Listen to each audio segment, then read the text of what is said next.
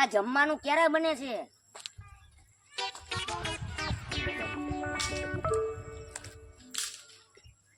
ઓય મોટા, હા, આ બધા એમ કહેતા હોય કે આ પાણી છે એ પાણી બેઠા બેઠા પીવાય અને દૂધ છે એ દૂધ ઊભા ઊભા પીવાય.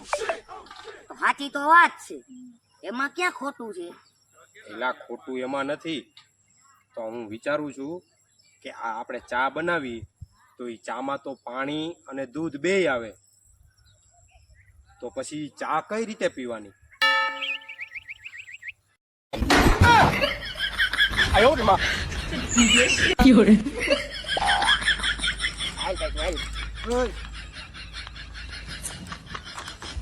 और अभी तो रुको, क्लाइमैक्स अभी बाकी।